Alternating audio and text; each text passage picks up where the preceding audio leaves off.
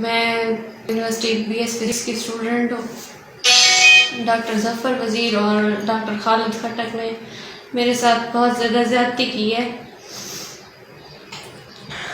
مجھے اپنے ہاسٹل بلایا، ایک رات میں وہیں رہی۔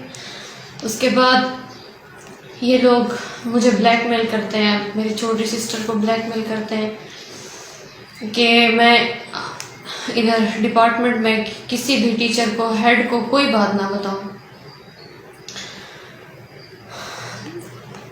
ایک تو انہوں نے زیادتی کی ہے میرے ساتھ، دوسرا یہ لوگ جو ہے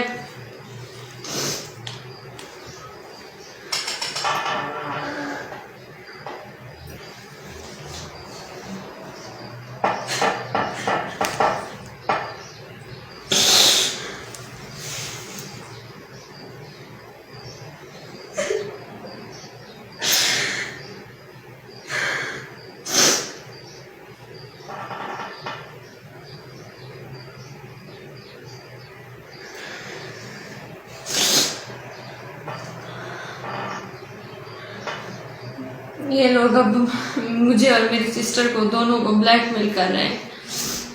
ڈاکٹر خالد کھٹک جو ہے میری سسٹر سے یہ کہا ہے کہ ثنا اور ظفر وزیر کا یہاں تک